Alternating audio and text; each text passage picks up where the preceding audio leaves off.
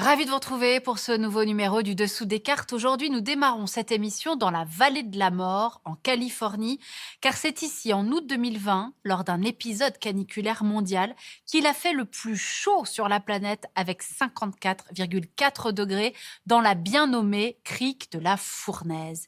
Le dérèglement climatique est trop souvent encore perçu comme une épée de Damoclès, dont les conséquences nous frapperont un jour lointain qui n'est pas pour tout de suite. Trop souvent, tout se passe comme si nous ne nous sentions que partiellement concernés. Alors nous avons voulu vous montrer, cartes, chiffres et photos à l'appui, comment en 2021, le dérèglement climatique change déjà la vie quotidienne de millions de citoyens du monde. Épisodes caniculaires, sécheresse, mais aussi fonte des glaces, inondations, incendies géants, tempêtes dévastatrices, climat, le dérèglement, hélas, c'est maintenant. Et nous commençons ce voyage tout à fait au nord de notre globe, dans le cercle arctique, et plus précisément dans la petite ville russe de Verkhoyansk en Sibérie, 1300 habitants. Elle a connu un record de chaleur historique en juin 2020, 38 degrés, du jamais vu à cette latitude. Le cercle polaire, cette région sentinelle, se réchauffe 2 à 3 fois plus vite que le reste de la planète. La banquise fond de plus en plus rapidement depuis 30 ans. Sa superficie diminue et elle s'amincit. Un désastre pour les ours polaires et les phoques qui y vivent. Au Groenland, c'est la calotte glaciaire qui rétrécit comme peau de chagrin. Et sur tous les continents, les glaciers de montagne fondent d'ores et déjà sous nos yeux. Prenons l'exemple de la mer de glace dans le massif alpin du Mont Blanc. Elle a reculé de 120 mètres en un siècle et le secteur touristique de toute la région en pâtit. Conséquence de la fonte des glaciers et des calottes glaciaires, la mer monte. Une quinzaine de centimètres en un siècle, et ce phénomène s'accélère depuis 30 ans. Selon les climatologues du GIEC, le niveau des mers et des océans grimpe actuellement de 3 millimètres chaque année. La dilatation thermique, due à la chaleur, contribue aussi fortement à cette montée des eaux. Effet domino de cette hausse du niveau des mers, des régions côtières et des deltas très peuplés vivent aujourd'hui sous la menace permanente de submersion. Regardez justement ces côtes où se concentrent de fortes densités humaines et la plupart des mégacités de plus de 10 millions d'habitants. La plupart d'entre elles se situent en Asie, aujourd'hui le continent le plus menacé. Voici par exemple Mumbai, la mégapole indienne de 20 millions d'habitants. Elle est construite sur une presqu'île de la côte ouest du pays. Et bien désormais, pendant la mousson, les habitants des bidonvilles ont les pieds dans l'eau et ils craignent de perdre leur maison à chaque nouvelle intempérie. Le gouvernement local tente de freiner cette invasion marine en plantant des mangroves pour former une digue naturelle sans garantie de succès. Alors rendons-nous à présent à la frontière avec le Bangladesh, dans le delta du Gange et du Brahmapoutre, alimenté par les glaciers de l'Himalaya. C'est le plus vaste delta du monde, environ 100 000 km², et le plus dense, avec 200 millions d'habitants, et une partie des terres qui sont sous le niveau de la mer, regardez, à proximité de Dhaka, la capitale du Bangladesh, et de la grande ville indienne de Kolkata. La mousson, la montée des eaux et l'effondrement des sols chassent chaque année des millions de villageois de leurs maisons de tôle. Dans le golfe du Bengale, des îles ont purement et simplement disparu. En 2020, 30 à 40% du territoire du Bangladesh s'est ainsi retrouvé sous l'eau. Les îles au ras de l'eau sont bien sûr des territoires particulièrement vulnérables et de ce point de vue, l'Océanie et sa myriade d'États insulaires sont en première ligne. Le cas de l'archipel des îles Marshall est exemplaire, nous allons nous y arrêter. Tempêtes et inondations s'y multiplient, polluant les nappes d'eau douce et menaçant ce dôme rempli de déchets radioactifs laissés par les essais atomiques américains des années 40-50. Enfin, la montée de la température et l'acidification de l'océan endommagent les récifs de coraux au détriment de la biodiversité. En 2018, une marée d'algues brunes et de poissons morts a envahi les lagons bleu-azur.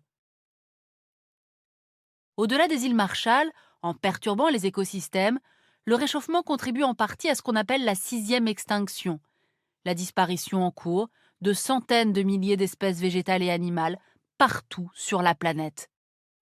On observe également que certaines espèces migrent pour fuir les températures trop élevées, avec des conséquences sur l'agriculture, la pêche et la santé humaine. On l'aura compris, la montée des températures a déjà produit toute une série d'effets imbriqués les uns aux autres qui ont déjà un impact sur la vie des gens. Et puis, il y a une autre conséquence du dérèglement du climat que nous allons voir maintenant. Les phénomènes climatiques extrêmes augmentent en fréquence et en intensité. C'est notamment le cas dans nos contrées, jusqu'ici épargnées. Un exemple tristement célèbre, l'ouragan Katrina.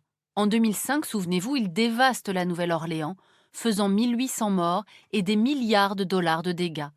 Qu'on les nomme ouragans, cyclones ou typhons selon les régions du monde, ces tornades destructrices se multiplient et s'intensifient depuis 20 ans. En 2019, en Australie, ce sont les incendies géants qui cette fois font des ravages. Au moins 1 milliard d'animaux tués et plus de 12 millions d'hectares partis en fumée. Sur la côte ouest des États-Unis, au Portugal ou en Sibérie, l'ère des méga-feux a désormais commencé. En Amazonie brésilienne ou en Indonésie, la déforestation y contribue fortement. Et puis on l'a dit, il y a les canicules. L'Allemagne, la France et les Pays-Bas ont par exemple battu des records de températures estivales supérieures à 40 degrés en 2019. Ces épisodes de canicule touchent 30% de la population mondiale et affectent la santé de millions de personnes sur tous les continents.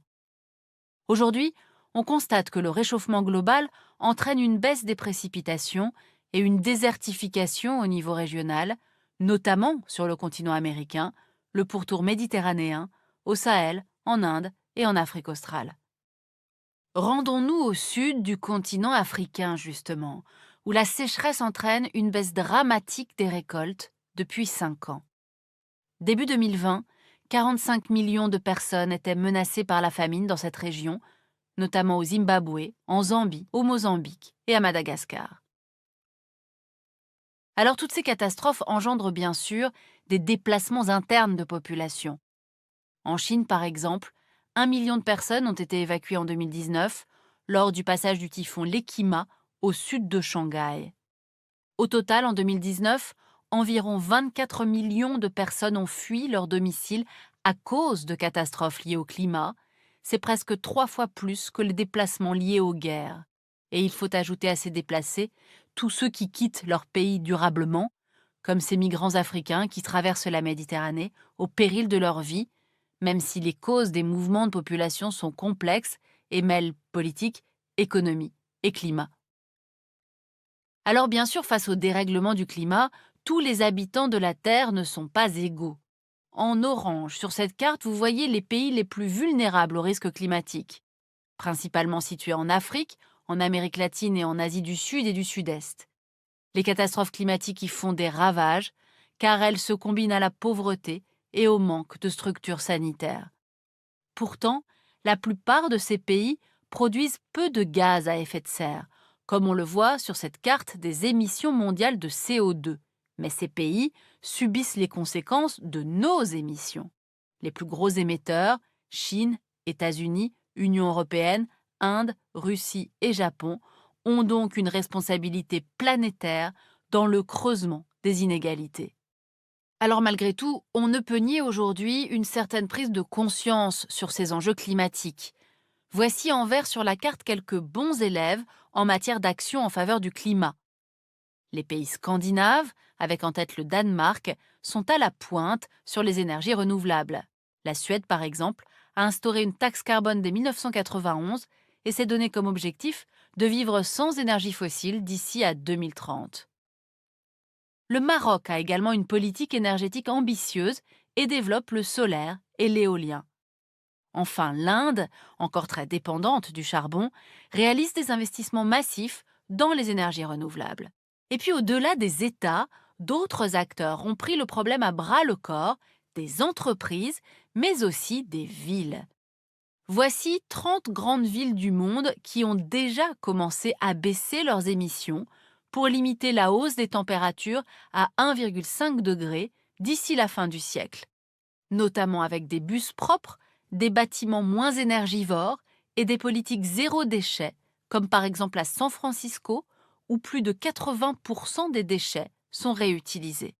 Cet engagement des villes en faveur du climat est crucial puisque les métropoles regroupent plus de la moitié de la population mondiale et qu'elles représentent plus de 70% des émissions de CO2 au niveau planétaire.